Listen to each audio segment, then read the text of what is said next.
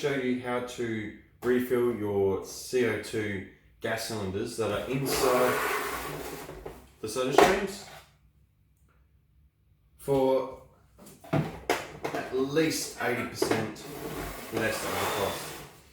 Now, inside of the soda stream cylinders are CO2 cylinders. Now, what I do is I have a few of these here.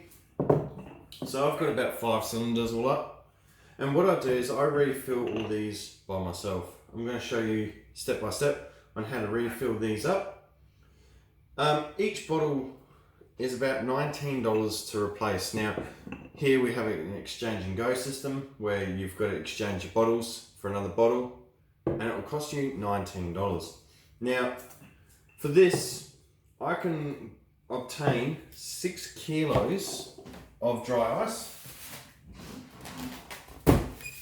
which is more than enough to refill all these cylinders and have plenty more left over to refill a fire extinguisher, to refill other CO2 cylinders, or even paintball gun cylinders, or just to have fun with the kids and put them in water or the pool. So before we start, dry ice is extremely dangerous. Now, always make sure you wear gloves. You don't eat it, you don't store it in sealed glass containers or etc.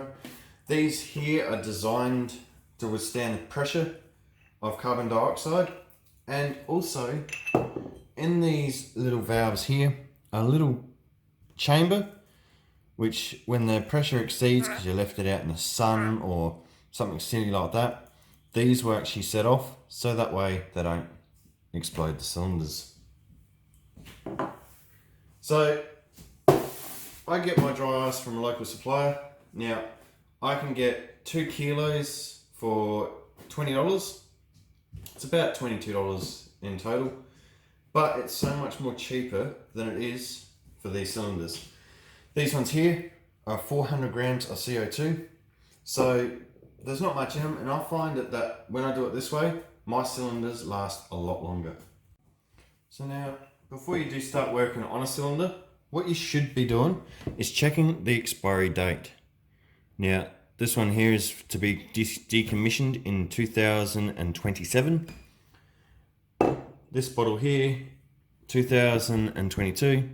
So just make sure that they're in date before you go doing these steps.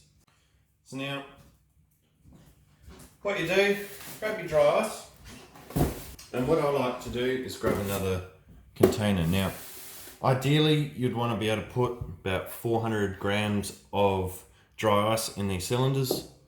So what I normally do, I've got some kitchen scales.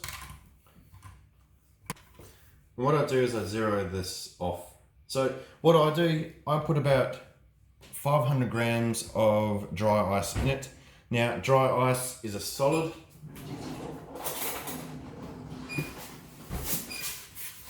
Not a liquid.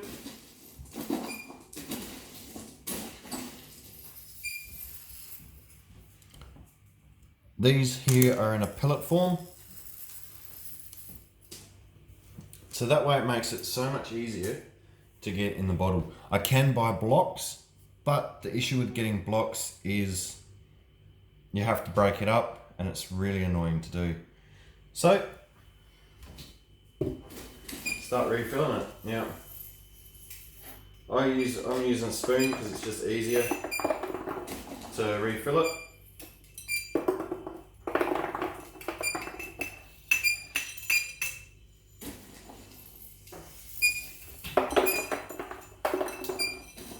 If you have a funnel, you can definitely use a funnel for this. So there we have 456 grams of dry ice. So the bottle will be absolutely frozen. As you can see, that one's 9 grams. So should be about 450. So now what you want to do, I'll let that settle for a bit. I'll refill all the other ones and then I'll put the lids on. As you can hear, once it builds up pressure, turn to a liquid. So now that I've filled them, got plenty of dryers left over. Right, so now this is what they're going to look like. They're going to look really icy, especially at the moment. We've got really high humidity and weather and all that. So what you need to do is grab the tops. Now just make sure that the thread and the gasket is in perfect order. You don't want to have any cracks or any broken seals on the gaskets, so always make sure that that's checked. On the side here, this is what I was talking to you before about, was the little blast valve in there. It's a little piece of aluminium. So what happens is when the pressure exceeds, that little valve just pops, which releases the gas and stops the cylinder over pressurizing and could potentially explode.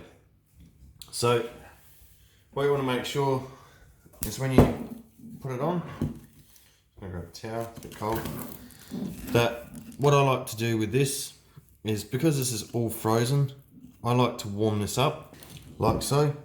So it's not hot, but it's not frozen as well. So I use the gas stove. Normally it's easier, because with the carbon dioxide that's coming out of it, what happens is carbon dioxide puts out fire, so it will put out. So put this on and you can hear the gas release. That's completely normal. What you do is now tighten that up. So I just use a spanner, put it on and just do it up nice and firm, so that way you can't turn it anymore. That there is all sealed. So I like to put these outside when I put the caps on, so that way if anything was to leak or anything like that happened, I know I'm safe. When you do it, make sure that there's no leaks.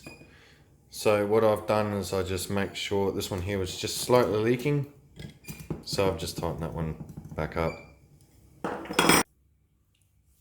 So now, once it's all done, your bottle is going to be looking like that, all clean. You can always just grab a cloth or a tea towel and just dry the bottle, and you can sort of hear the liquid in there. Now this is at maximum pressure now, so what we're going to do, stick it in our soda stream.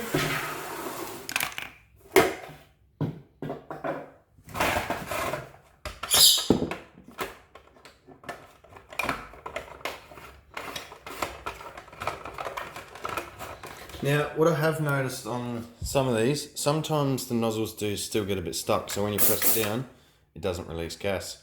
So what you need to do is take that off and then use a spanner or something hard and push the center of the nozzle there. I'll just show you what that looks like.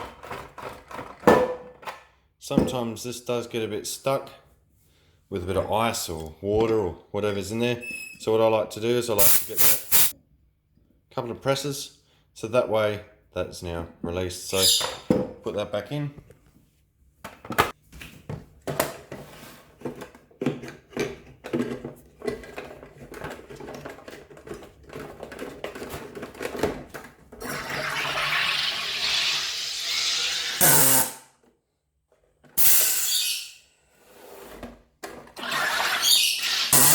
Now I like my soda water really fizzy, so I do about 2 runs.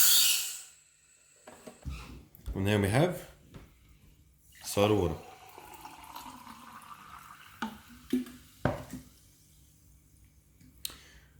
So if you do like that video, please give me a thumbs up. I do plan to make some more videos and some more hacks and all that as much as I can.